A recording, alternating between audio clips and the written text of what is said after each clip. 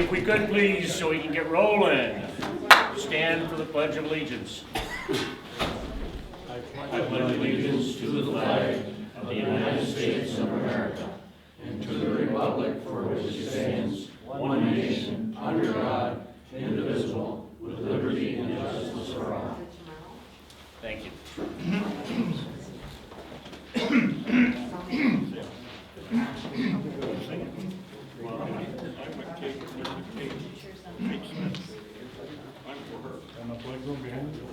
Okay. Has everybody been able to review the bills? Yes. Do I have a motion? I'll make a motion to pay him. I'll second it. Okay, all in favor? Aye. Opposed? So carried. Minutes, everybody read the minutes? I'll move they be approved. I'll second it. Rich and Larry. All in favor? Aye. Opposed? So carried.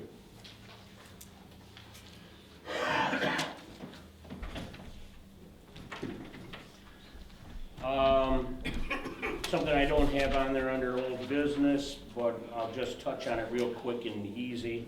Water districts 9 and 10, they are moving along at this time. They're in somebody else's hands at this time. We're waiting to hear back on those two water districts. We, as the town, have done everything we can at this time. So it's between rural development and the engineer at this time. 9 should be going out to bid shortly, so we can find out who's going to be putting in Water District 9, which is the water district up there by the airport. 10 is the one that's way over on the east side of town. Solar law draft. As we talked about at the last board meeting, we set up a workshop, which we held yesterday. We went over the solar law that was given to us by the planning board. We had 2 planning board members there, and we worked over it, found a number of corrections, I guess would be the better way of saying it. They weren't way out of line, it was good, it was just certain terms and so on, or acronyms, what did they stand for. So we did some corrections on that, and they will address that once again with a clean copy at their board meeting, right, Kirk, on Monday night at 6, 7? 6 o'clock, 6, that's what I thought. 6:30. Make up my mind. 6:30. Okay, so that's 6:30 on Monday night on the solar law draft. Okay. New business. First up, Ms. Kat Mosley and Mr. Neil Habig. Thank you. Kat is not here. Can I stand over here this way? Yeah. For those of you who don't know me, my name is Neil Habig. I work for Apex Clean Energy. I've been involved in wind development in New York State for a little more than 15 years, and I'm currently leading the development of this project. My predecessor, Ben Yasmin, is moved to a different region, and I've stepped in, and I think some folks have known that, but just to clarify that for anyone who doesn't know who I am. We had asked for time on the agenda this evening to provide an update of the project and present on a couple of topics. By way of update, we are advancing towards preparing an application under the Article 10 process. We'd hope to have that in sometime early summer. It's looking more like September. We're currently in the process of performing wetland delineations and cultural studies, which include shovel tests and so forth. That work required a little bit more certainty with regard to where the turbines and the roads and the collection lines would be. So right now, starting about a week ago, we've had technicians in the field doing wetland delineations, and as we move forward over the next several weeks, we'll have additional folks doing archaeological exams, basically shovel tests just to look for artifacts and document if they find anything. As far as the array and the configuration, we have moved towards a preference for a 5.6 megawatt turbine. We have positions for 33 of those. The total project size with that turbine and 33 turbine sites would be 185 megawatts. So we had put in a queue position request for 200 megawatts. At one time, we thought it would be that large. As we move forward with land control and setbacks, the project size dropped. And now as the turbines gotten larger and we've been able to sign additional land, we're back up to 185 megawatts. That's probably very close to where it will end up. We think that's where it will end up as far as project size. So that's where we are with regard to current activities and status. I wanted to chat on a couple other things, but certainly if the board has questions on any of that, I can answer that. Our three main initiatives at this point are, as I said, to get the application completed. We had done another Article 10 application. It was nearly 5,000 pages, so it is a very substantial effort to compile the 41 exhibits required and drawings and associated design elements to submit an application. Again, hopefully late summer, early fall for that submission. The host community agreement / pilot, we are interested in moving forward. We've had some preliminary discussions with the town board. There's quite a bit of boilerplate associated with the host community agreement to the extent it covers decommissioning, covers road use, as well as covers different community benefits and so forth. So we're looking forward to moving or to discussions with the town. That is interrelated with the pilot agreement, as the pilot agreement involves all three jurisdictions, taxing jurisdictions within Barre, the school, the county, and the town. So there's quite a bit of work there. In my experience, that negotiation and discussion, considering that it's involving three different tax jurisdictions, will take some number of months to move through.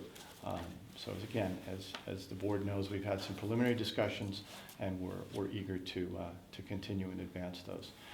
Finally, with regard to the topic of the local wind ordinance, we had, as the board knows, proposed some modification of that. There are other details, but principally it pertains to the height limit in the current law. And so the board had expressed some reservations about their comfort level with the subject matter and the resources they had. We had proposed the idea of putting in place a reimbursement agreement to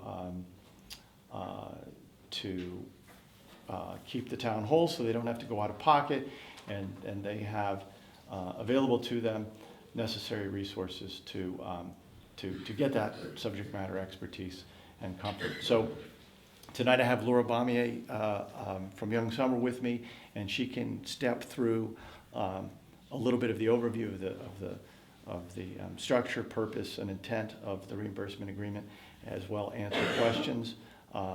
So I'll let Laura do that in a second. Just another couple of thoughts. Heritage Wind hosted a tour of the Sheldon Wind Project, a bus tour, last week, and I think we had a total of about 40 people on the bus tour, and I think a lot of folks felt that it was informative. One thing that struck me, because I know the Sheldon Wind Farm as a very well-received wind farm. It's been in place for 10 years, and it's well-received. But as we toured the area and heard from the landowner and one of the town board members, they said, "Oh, that's the town building where we had all the meetings." A packed house and a lot of controversy and so forth. And so the point of that is that that's not uncommon, that you're going to have controversy. And they said, as has been repeated, not just across New York State, but other places, very common, people that were critical of these projects initially, once they were built and constructed over a period of time, those concerns were allayed, and they no longer have those same feelings. So that I think was an important point that these people that have lived now with it for 10 years have expressed there. Another point with regard to the general acceptance of wind farms in communities, I think it's useful to point to Lewis County. Lewis County, further east in the state, hosted the largest wind farm east of the Mississippi. It was built in 2004. So that was more than 15 years ago. They have subsequently supported the construction of another wind farm last year. They'll be constructing another wind farm this year.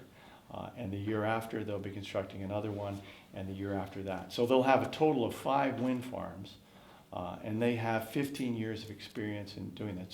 So we can provide names of town and county officials that I think would be useful if people want to have firsthand, in addition to the Sheldon people, of course. But I think Lewis County demonstrates a long history of experience with wind farms and the decision to go back and do more. So again, we can provide the names of people. So with that, and I'm available to take any questions from the board, but I'll let Laura speak to the details. Before we Sure. move on, Laura, I got one quick question for you. You said 5.6 megawatts is the tower you're looking at this time? Yes, What model is that? that's a Vestas V162, and the 162 refers to the rotor diameter in meters. I believe that's on a 120 meter tower. Okay, thank you. Sure. Thank you. Thanks, Neil, and thanks to the board members for giving us the time today. I wanted to just go into the professional fee reimbursement agreement we had proposed very quickly. As Neil mentioned, the impetus for this agreement was some hesitancy on the part of both this board and the planning board regarding some of the technical information that's kind of inherent in some of these wind law requests. There were not a lot of there wasn't a lot of substance in the town's current wind law that we couldn't comply with. We had requested some very targeted changes on a couple of subjects, which Neil touched on, height and some of the measurements of setbacks, how those were calculated. The planning board in particular, when the town had referred the proposed law to that board almost a year ago, I think, had been reluctant to provide a recommendation because they felt they weren't experts and they didn't have enough information, they didn't have enough technical know-how. So, we provided as much information as we could, but we also thought that maybe rather than you taking our word for it, you could take this agreement, take $50,000 that Apex is offering you and hire an independent consultant to help advise you on those more technical pieces.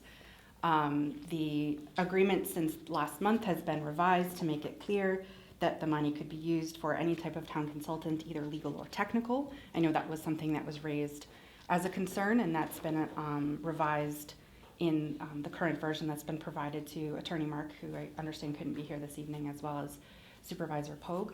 I think one of the things we wanted to point out too is that if this were any other type of land development and you came into a town and there were a couple of provisions that you weren't necessarily able to comply with, you'd have the option of going to the town zoning board of appeals. You have a board of people there who would grant a variance, an area variance, or a use variance. They would look at the project, they would look at the specific circumstances, and they would decide whether the requested change was reasonable based on what the town law was versus what the person was proposing. Unfortunately, we don't have that option. The town or the state of New York does not give us that option because of the type of land use we're proposing here, where they have decided they want all energy projects to go through their state siting board. So we don't have a choice of going through that venue. In the absence of that option, our options are to change the local law with your cooperation and providing you all of the information that you need to be able to make a decision on that, or to ask the signing board to waive your local laws, which, as Apex has said on many occasions, is not their preference. They would rather work with the board on some, what we believe are very reasonable changes in order to allow the project to comply with what you require in the town of Barry. So I'm here if you have questions on the fee reimbursement agreement. I know you probably had an opportunity to speak with Lance on your own if you needed to, but if there's any clarity that I can provide on that or generally on what we're looking to do, I'm happy to answer those questions. Gentlemen, any questions? Yeah,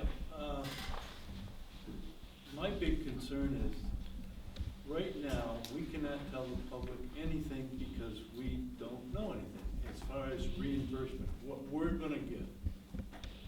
It'd be nice to know on a host agreement that we know what we're getting, so then we can explain to the public, like, we're gonna take this percentage for this, we're gonna take this percentage for that, and tell the people what they're gonna get out of this. I mean, you know, it's, you don't wanna go and sign a blank contract when you know nothing, but we've gotta have some figures that we can go back to the public and tell. Sure, I can speak to that. So you certainly wouldn't sign a host community agreement that didn't have any figures in it. That's separate from the reimbursement agreement. The reimbursement agreement, evaluating changes to the law and implementing those changes to the law is going to take some number of months. The reimbursement agreement is just to ensure the town that to the extent they spend money on consultants to provide expertise, that they're going to be reimbursed. That's a long process. In parallel, we started and we want to continue with the host community agreement with regard to knowing what it is so it can be shared with the community. And what we have said, because there have been some references made to what we said or we didn't say. So what we have said is that I think it's useful to look at what other projects in the state have done, other wind projects. And if you take the average of other recent wind projects in the state, it's in the range of $7,500 per year per megawatt. You know, benefit to the communities. Now that includes the host community agreement and the compensation received under pilot agreements. So we haven't made a formal offer beyond saying that's what other wind farms have done, and that's in the range that we can be competitive with. But it is a discussion to sit down and talk. With regard to getting into further detail as to what percentage goes where, that's not really for the, you know, we can offer particular dollars, and those dollars, whether they're earmarked for the pilot or for the host community agreement, or within the pilot, if most of it goes to the town or none of it goes to the town, all of those details need to be worked out between the town and the school and the county. And with regard to the host community agreement, you know, that's just the town. But to the extent there's a bucket of money to be provided to the community, the more that goes in the host community agreement, the less that's available to the pilot and vice versa. So we're very eager to do that. We can give some guidance to say $7,500 is representative of what the last 3 or 4 pilots have done. Some have been above that, some have been below that. That's the dollars per megawatt per year. Other key factors or parameters in that is what's the escalation. I think every agreement I'm familiar with has some escalation tied to either a fixed 2%, 2.5%, or some reference to an index like the CPI. So there's the escalation, there's the initial amount, and then there's the term of the agreement. Under an IDA agreement, you're not constrained. You could have 15, 20 years. A lot of them have been done for a term of 20 years. Some more recently have been done for a longer term.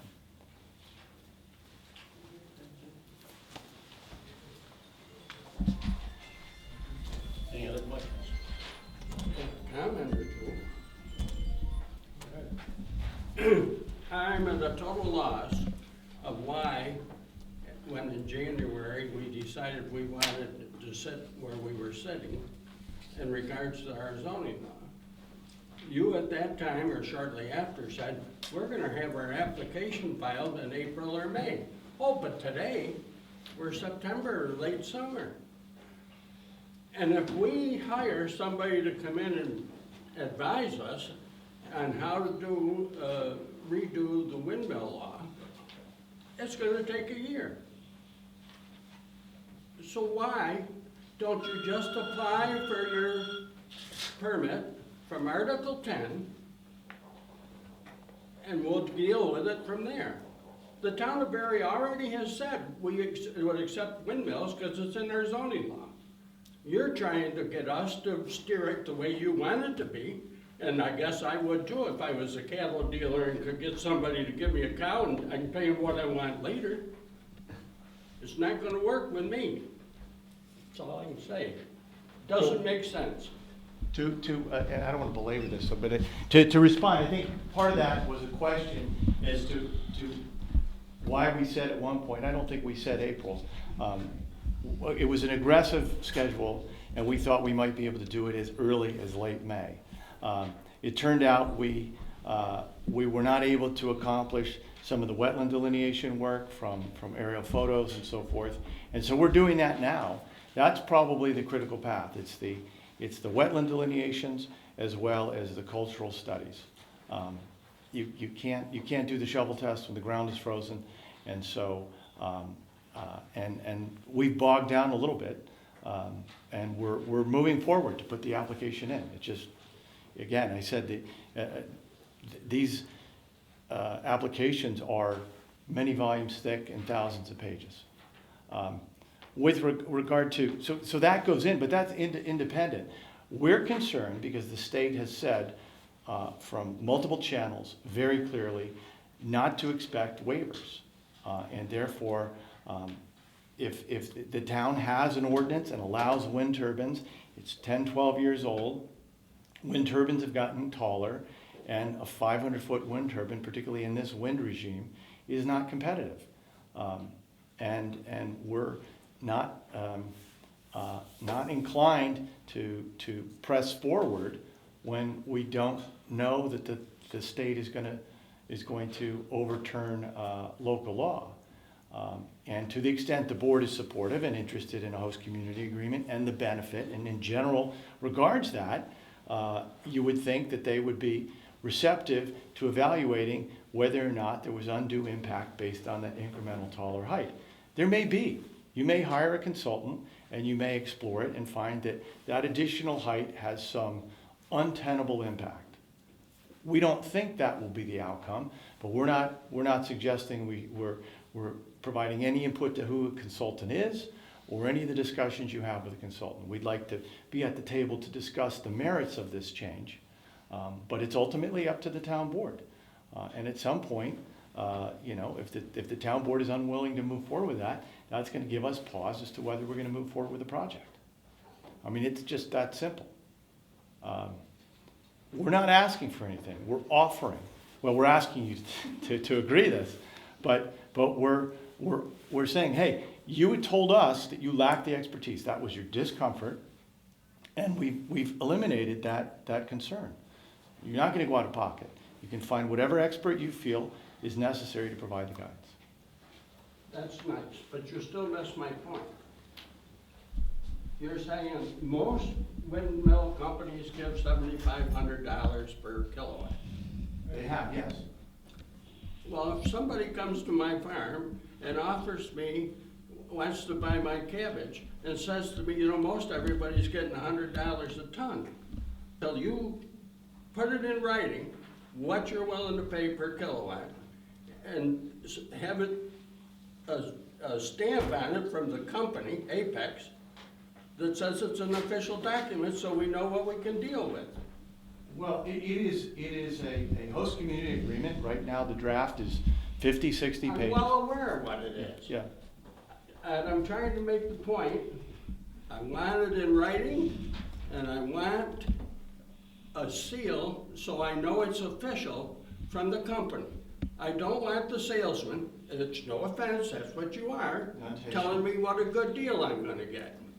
Yeah.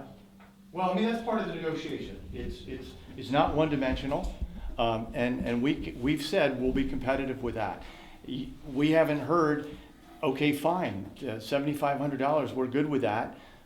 We have to decide on, or we'd like to understand if you're okay with what term you're interested in, what escalator you're interested in.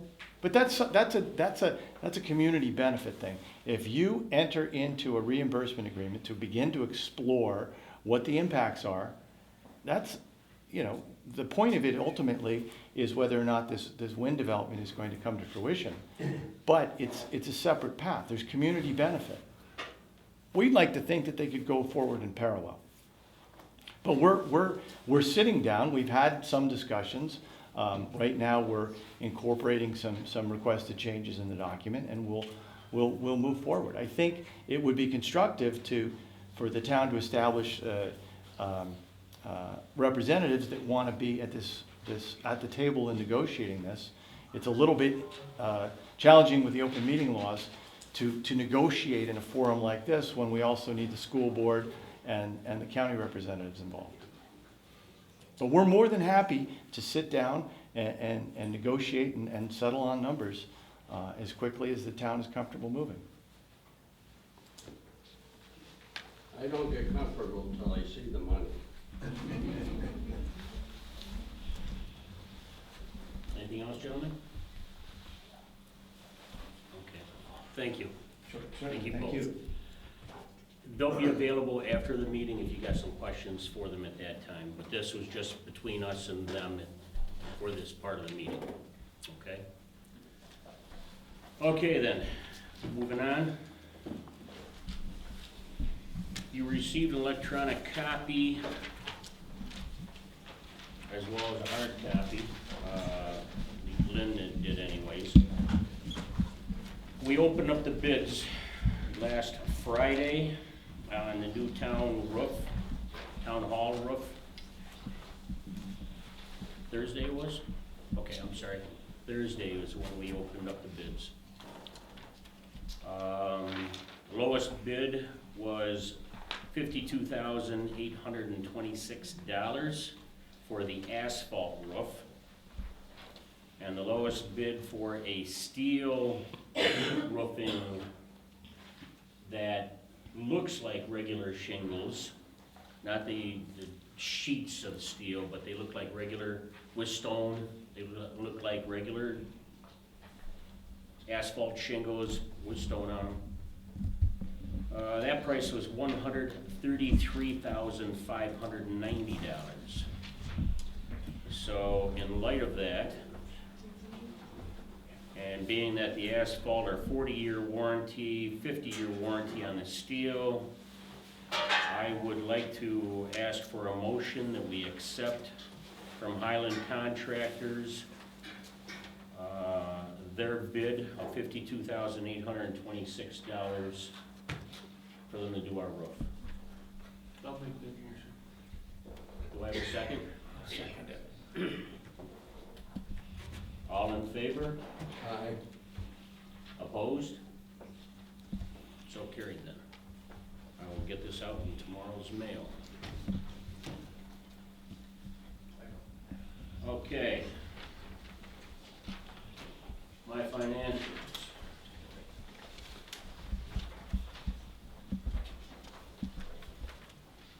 Total receipts for last month, for the month of April, were $41,019.83. Expenses through March, we've used 33.32% of the budget so far. General fund townwide, we're at 37,024, and highway is at 30.6% of the budget at this time. We've purchased a few things up front right now that we will be utilizing later down the road, more so. Shouldn't be too many more expenses, especially like salt. We're booked with salt, right, from now until at least December. Okay. Highway, all of you should, no, you don't. I still got it in my hand. Your report. Oh, they all got an email, and then I handed Lynn one. Maureen got an email too. Oh, I got it in here. here? I don't have one. Okay.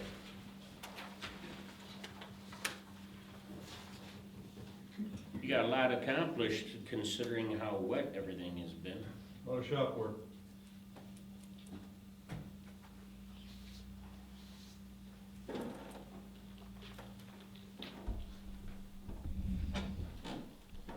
Everybody's got the training done, right? All of us? Everybody out in your building? We're all done with the training. Okay, good. I'm investigating, I didn't put it on here, I'm investigating CPR and first aid course for us. That would be good, yes.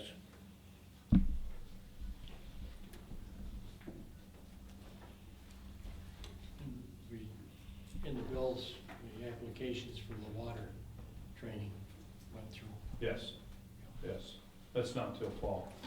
But We had- you have to we had really, do you it have to second. sign them up that far ahead, otherwise you don't get in the class. Okay. Anything to add, Dale? No? Good. Miss Beach? Report. My office also did the county training. Yeah, he owns it. I've just returned from the town clerk conference and taxes are balanced and going back. Okay. No assessor. Highway, Larry, anything? No, I talked to Dale, and we had some debris dumped down Miller Road. We have your cell phone if you lost it. The dad's it. Whoever dumped the debris also left their cell phone? Well, yeah, they were smart. That's it. And I've talked to Dale about a couple other things that were outside. Okay. Planning board, Kirk, you're the only one here? Yeah, next Monday, 6:30. Okay, anything besides solar? We've got to look at, running Harbor Road, special use permit for the young fellow that does the black top. He wants, he had a coverall barn, I don't know if it blew away or not, but he wants to put up a pole barn in place, so we'll be looking at that. Pile up in the back, Yeah, with the wind moving. What road was that? Eagle Harbor. just north of, Westbury, east side of the road.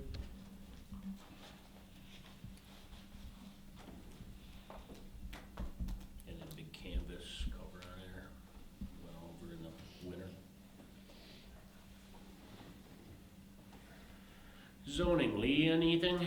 No, they will not be meeting. Okay. Park Committee, Jason's not here. Lynn, you weren't here when we had a little meeting with Jay Grasso. That was Tom and I. Jay Grasso is a grant writer. We're in the middle of looking at about 3 potential different grants for the town park.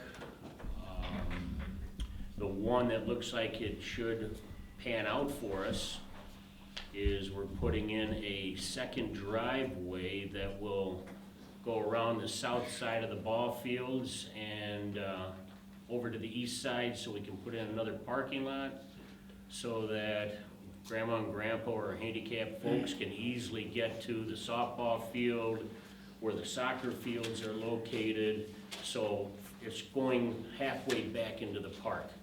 So there'll be easier access to activities that are going on in that area. So that's one of the grants. We're also looking at a couple of others, like redoing that playground for the kids so that it's a little bit more inviting and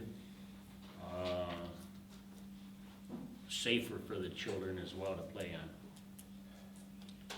Those grants, one is with the roads and that, it's a 10%. They pay 90, we pay 10% of it. Have it done, and we can take some of that payment out of in kind of doing some of the work out there. The others are close to 50-50 as far as the other grants that he's looking for. Okay, utilities. Anything, Rich? No, but when you talk about the grandparents and the ball time, you're getting close to home. Yeah. So noted. Okay, we're down to speakers then. Now, I've always had it listed here alphabetical, and that's the way I went. Remember last board meeting, I decided I want to change it up and go from the tail end and go forward. Well, this time what I did instead, I threw names in the hat. So who knows what order you're coming in. So there's the list of names right there of whose names are in this hat right now. So I'm just gonna ask for, Mr. McCabe, would you please roll out our first person?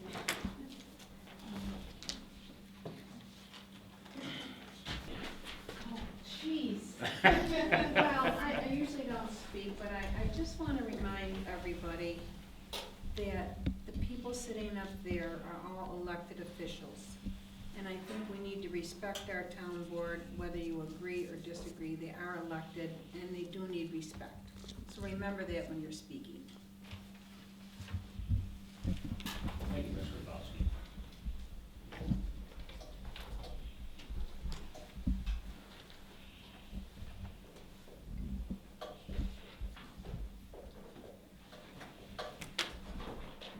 Yeah. I picked on Jan. I picked on somebody else. Frank Boyer. Yeah, I just want to be real simple and short about this. We've been living in the Stone Age for a long time here in the town of Barry. We all know that. I think it's about time we get a debit card machine so we can pay our bills like water bills, speeding tickets, taxes, or anything like that. I don't think there's a good enough reason that anybody can give me why we don't have one yet. I mean, we got a TV that don't work. It works. But, I just didn't get any. But I'm just saying, I mean, we're going into 2020, and we've yet got a debit card machine. I was in Arizona a month ago, drove 60 miles, finally came up to a building, said store, went in there was 10 items, but he had a debit card machine, so I could pay. That's all I'm asking for. I'm sure the other residents probably weren't really understanding that, but I think it's time. It's not much. Thanks. Thank you.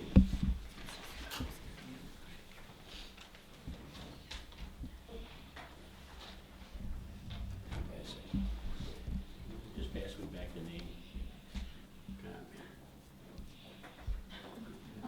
Mrs. Iva McKenna. She's not here? Okay. Oh, no.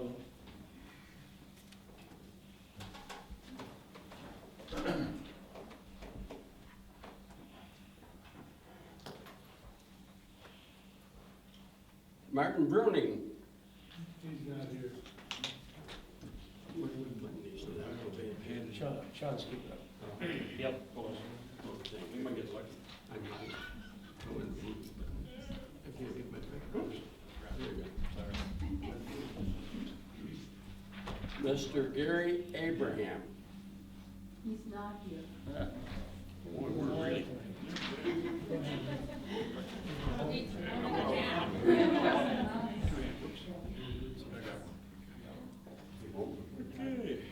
Kerry Richardson. Carrie Richardson, East Berry Road. Along with what Jan just said, I feel like it was brought to my attention this evening that some of the comments that I have made in the past have made people feel like I was saying that there were people who are currently serving and community members who maybe have signed leases who don't care about our community, and that has never been my intention. I know that everyone in this room are here because they truly care about our community. So I want to first make that apology. But I do want to express that my frustration, what I was saying, was aimed at the developer who is here this evening. And I don't feel that they have the best interest of our community in heart or in mind. So that being said, on December 28th, Ben Yasmin sent an email to our supervisor outlining a series of different projects in our projects that have facilities, electric generating facilities, outlining the amount of the pilot and HCA and the first year payments. Mr. Habig just stood up and shared with you that 7,500 is the average that communities are getting per megawatt for a wind facility.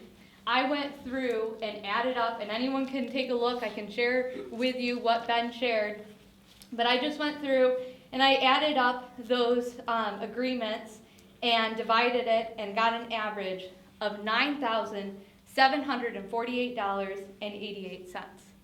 That's over a $2,000 difference per megawatt. And that's the average. And that's from an email from the developer, from Ben Yasmin. And the difference per year that would be is $415,593.02 per year difference if we just go based off of what the developer is saying. And I think that makes my point pretty clear that he is representing that that's the average that communities with wind generating facilities are getting. And I just went through and calculated it out, and that's $2,000 short per megawatt. That's almost $500,000 short per year of what a pilot and host community agreement are for these projects. That's why I have a very big concern. And Mr. Bennett, I appreciate your comments and what you were saying. Thank you. Thank you.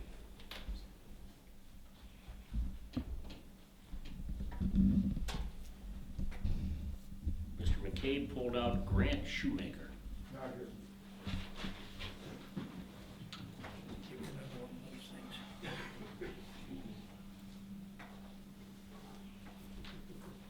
Mr. Kirk Mathis.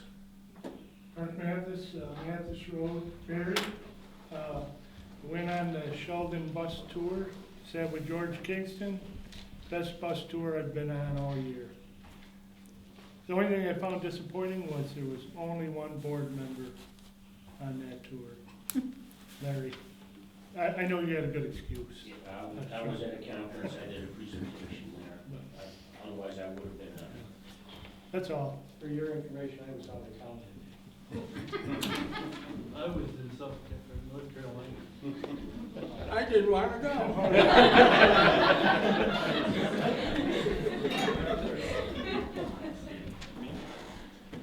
There might be another one.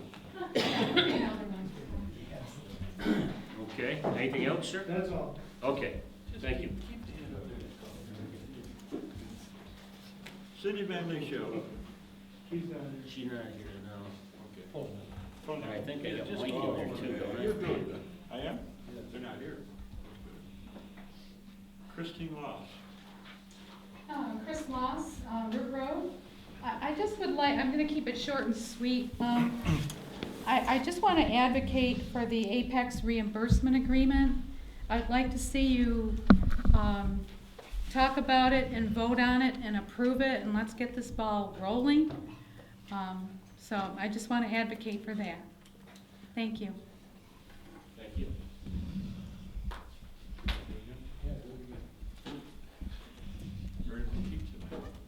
About that. George McKenna.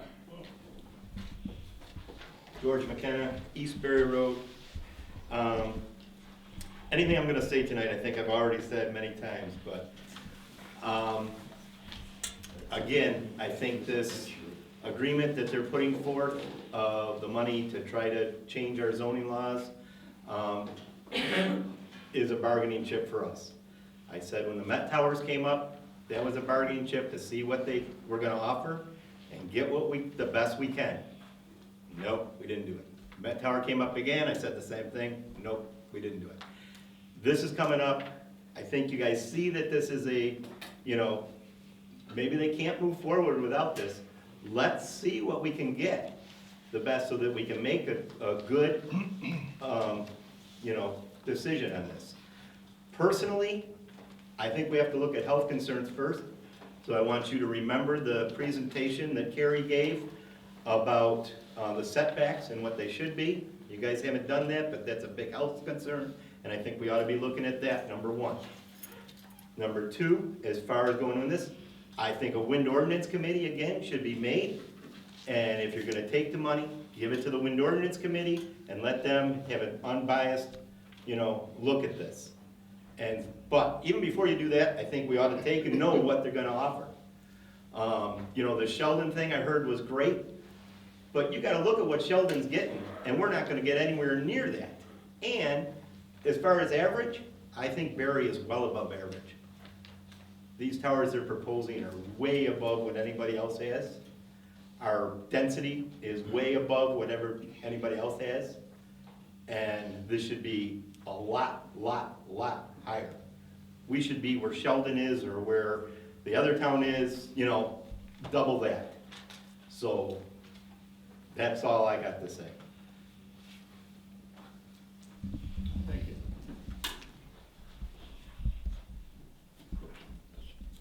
Take two. Carl White? Nope. Keep it going. Okay. We'll give you a raise. Mr. Cox? I thought I saw him too. Okay. If you pull him. Mike Bandishev's I was next. gonna say, I didn't see him.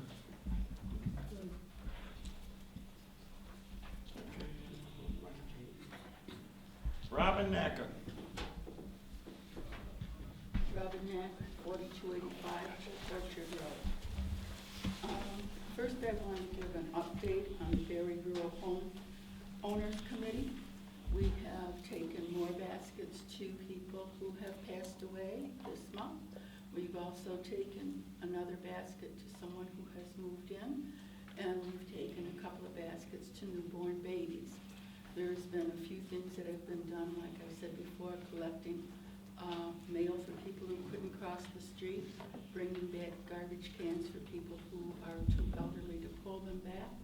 And we have had a lot of input from many people. We've got quite a huge list now, and we're enjoying every minute of it. We would like to continue to have more members, and we will be posting shortly a meeting for everyone at the library this month. Hopefully this month, if it goes all right. And I do want to make a statement. It was brought up to me that Know Your Facts USA.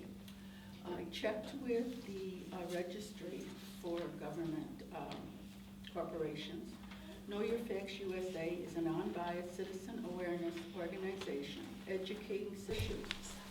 The sole purpose of Know Your Facts USA is to make people aware of crucial issues within their community and upcoming events.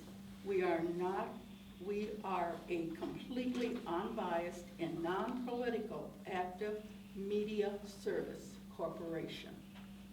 So anyone that has a different idea and would like to talk to me about it, I have the bylaws with me. They are all stamped and they are from the government.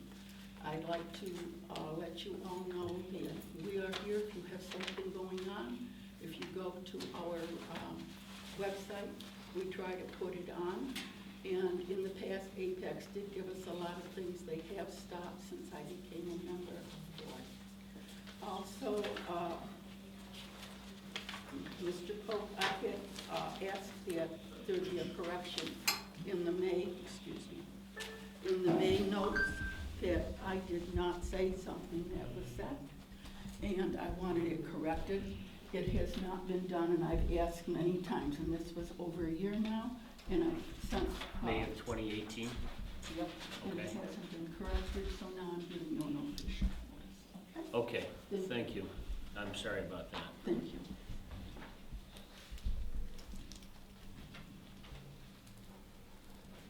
Anything else, Ms. Naka?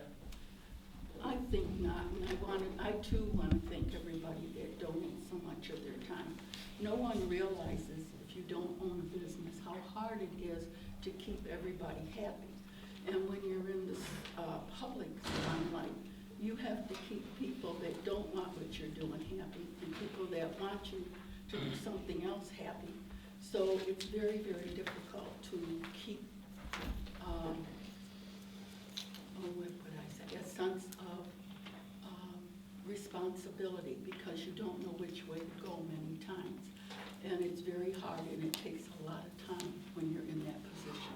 So I think we do owe our people a great deal of applause. Thank you. Real quick, something that I didn't mention before or ask of everyone, but there is a sign-up sheet that was being passed around. Hopefully everybody has had an opportunity to print your name on there so we can read it legibly. Lee is at the back door with it. If you raise your hand if you haven't signed it yet. Awesome. Whoop. Okay. We got a couple. Thank you.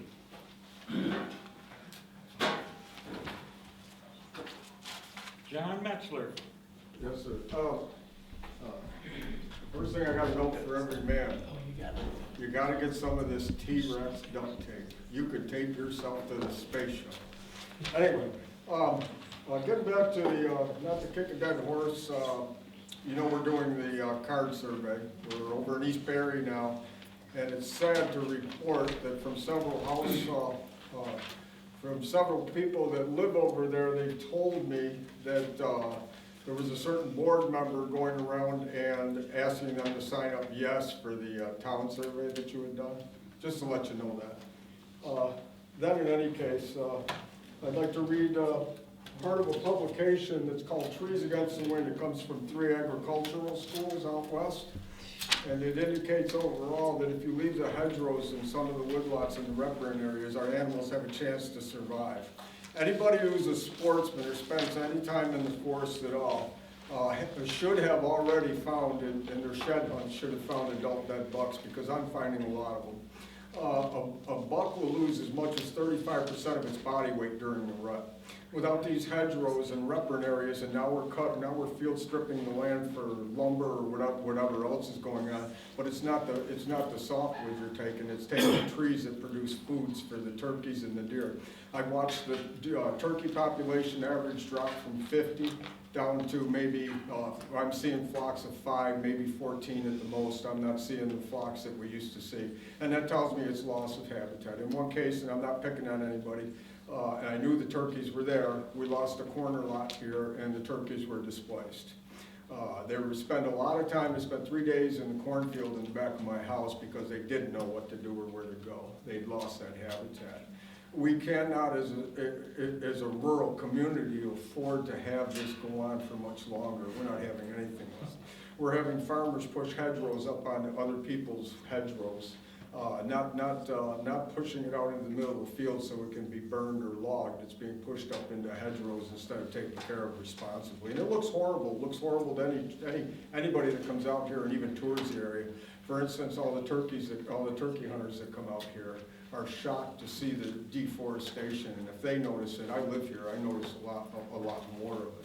And it's sad if you were to look at photographs of it. I wish the town board could put this together and see what the town looked like even 5 years ago and what it looks like today. Another thing is, if this turbine thing happens, and I'm surprised that we're back on it again when we already said it was going back to Albany. I'm surprised that we could allow them to take out maybe 1 square mile for a staging area alone over in East Barry. And then all then you're going to need transformers and more lines, and you're going to disrupt wetlands over there. You're going to drive pilings down in the ground, perhaps 200 feet, because nobody knows how these are going to be assembled yet. I don't believe that you're going to be able to get something 700 or 800 feet tall to stand on a footer alone. I don't believe that could be done. The publication is called Trees Against the Wind. I have copies here, and in particular it talks about habitat and the uses, how the animals and birds use the habitats from windbreaks and small woodlots for food, for cover, for shelter. I just put up 2 barn owl boxes because I see the writing on the wall. We're losing a lot of our old barns, no one's restoring. I've asked Avon to help me get money so those farmers can keep some of those old barns and buildings so these birds have a place to nest. A barn owl will eat 35 to 40 mice a night. We remove the raptors, we're gonna have huge populations of rodents. So you take out as many hedgerows as you want, rats and mice find a place to live.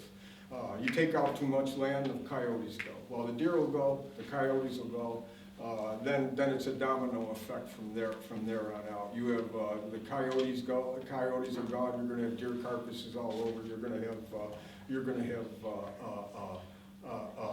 rodent populations. You're going to have muskrats all over tearing up your ditches. I mean, it's just a domino effect of what happens when you upset the balance of nature, and that's exactly what we're doing here in Barre. And anybody that hunts will tell you the same thing. They just need to have the guts to unify and come to the legislature and talk to them about it. So I'm inviting anybody, most of you know me, my phone number's not hard to find. Call me and we'll work together to restore habitat. In my opinion, any farmer that takes out a hedgerow at this point should be, and we can do this through town ordinances, should be forced into creating that much habitat for the animals that they're disturbing. And that's only fair, because they're neighbors here too, and we have to respect them. Thank you. I have copies of this if anyone is interested. Thank you, sir. And that just leaves one last name, right? Mr. William Nacka. Not here. Okay. Christine was in there twice. Christine, Oh, she was in there twice. You gotta speak Christine twice. Yeah. Your name's still in here. Yeah. Oh, I have to speak twice? no. Okay, whatever you want. Thank you anyways. Okay then. I hear a motion. Make a motion to adjourn the meeting. Second? Larry and Lynn. All in favor? Opposed? So carried. Larry